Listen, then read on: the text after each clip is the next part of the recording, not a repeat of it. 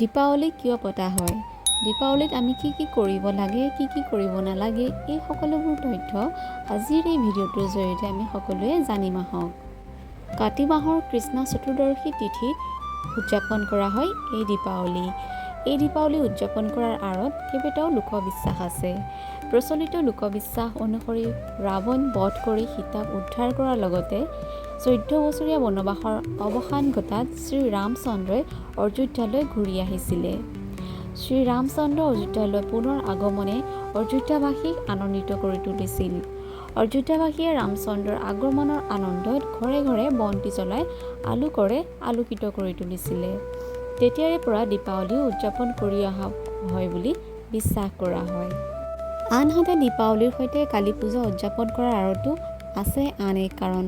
কালিকা পুৰাণৰ মতে শিৱৰ পত্নী পাৰ্বতীয়ে যেতিয়া অসুৰ বধ কৰি উগ্ৰৰূপ ধাৰণ কৰি জীৱ মাত্ৰকে বধ কৰিবলৈ উদ্যত হয়, তেতিয়াই শিৱই একো উপায় বিচাৰি নাপায় আৰু অধিক অৰ্থন্তৰ নঘটিবলৈ পত্নীয়ে যোৱা পথত ওপৰলৈ মূৰ কৰি শুই দিয়ে। ইয়াৰ পাছতে ৰণচণ্ডী কালীয়ে আহি শিৱৰ বুকুত ভৰি থোৱাত মহাকালীকে ধৰি মুঠ 10 গৰাকী দেৱীৰ ৰূপ ধাৰণ কৰে।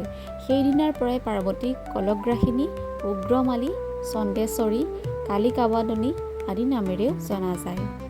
পাৰ্বতীয়ে এই ৰূপ ধাৰণ কৰাৰ দিনটো আছিল কাতি মাহৰ অমাৱস্যাৰ তিথি।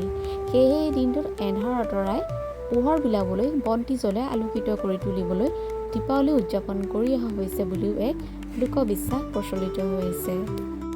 সেয়েহে দীপাৱলী পোহৰৰ উৎসৱ হিচাপে পালন কৰা হয়, য'ত অন্ধকাৰৰ বিৰুদ্ধে পোহৰ, অজ্ঞাতৰ বিৰুদ্ধে জ্ঞানৰ আৰু বেয়াৰ বিৰুদ্ধে ভালৰ বিজয় উদযাপন কৰা হয়। এই উৎসৱত বন্তি জ্বলোৱা, ঘৰ-দুৱাৰ চাফা কৰা, লক্ষ্মী গণেশৰ পূজা কৰা, মিঠাই আদি বনোৱা আৰু পৰিয়াল বন্ধুৰ সৈতে উদযাপন কৰা হয়। এতিয়া আমি জানিম যে দীপাৱলীৰ সময়ত আমি কি কৰিব লাগে। দীপাৱলীৰ আগে আগে ঘৰ-দুৱাৰ চাফা কৰা বা সজোৱা কাৰ্যই লক্ষ্মীৰ আগমন বুজায়। সেয়েহে আমি ঘৰ-দুৱাৰ ভালদৰে পৰিষ্কাৰ বা পৰিচ্ছন্ন কৰি ৰাখিব লাগে। এই শুভ দীপাৱলীত যেতিয়া ঘৰ-দুৱাৰ চাফা কৰা হয়, তেতিয়া আমি বেয়া বস্তু বা ভঙা-চিঙা বস্তু ঘৰৰ ভিতৰত কেতিয়াও ৰাখিব নালাগে। পৰাপক্ষত এই অলাগতিয়াল বস্তুসমূহ আমি ঘৰৰ বাহিৰত ৰখাৰ ব্যৱস্থা কৰিব লাগে। এতিয়া আমি জানো আহক দীপাৱলীৰ সময়ত আমি কি কাম কৰিব নালাগে। আমি দীপাৱলীৰ সময়ত ক'লা ৰঙৰ কাপোৰ কেতিয়াও উপহাৰ হিচাপে দিব নালাগে। আৰু এইখিনিতে আমি জানো আহক দীপাৱলীত কিয় মা লক্ষ্মীৰ লগত শ্ৰী গণেশৰ পূজা কৰা হয়। ধনতেৰছৰ দিনা আৰম্ভ হোৱাৰ দীপাৱলীৰ এই 5 দিনীয়া উৎসৱ হয়। দীপাৱলী পৰ্বৰ আৰম্ভণি ধনতেৰছৰ দিনাৰ পৰাই আৰম্ভ হয়। প্ৰথমতে সৰু দীপাৱলী, ইয়াৰ পিছত দীপাৱলী লক্ষ্মী পূজন, গোবৰ্ধন পূজন আৰু অন্ত ভাই দুৰ্যোধনৰ পৰ্ব ধুমধামেৰে পালন কৰা হয়। প্ৰতিবৰ্ষতে কাতি মাহৰ কৃষ্ণপক্ষৰ অমাৱস্যা তিথিত দীপাৱলী পৰ্ব পালন কৰা হয়। দীপাৱলীত মাতা লক্ষ্মী আৰু শ্ৰী গণেশৰ পূজা কৰা হয়। দীপাৱলীত মা লক্ষ্মীৰ লগত শ্ৰী গণেশৰ পূজা প্ৰয়োজনীয় হয়। মাতা লক্ষ্মী শ্ৰী অৰ্থাৎ ধন সম্পদৰ স্বামিনী হয় আৰু শ্ৰী গণেশ হৈছে বুদ্ধি বিবেকৰ স্বামী। বুদ্ধি বিবেক নাথাকিলে ধন সম্পদা প্ৰাপ্ত কৰাত অসমৰ্থ হয়।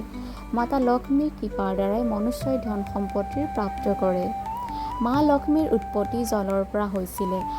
কোৱা হয় যে যেতিয়া লক্ষ্মীক পোৱা যায় তেতিয়া লক্ষ্মীৰ প্ৰভাৱত মনুষ্যই নিজৰ বিবেক হেৰুৱাই দিয়ে আৰু বুদ্ধিৰে কাম নকৰা হয়।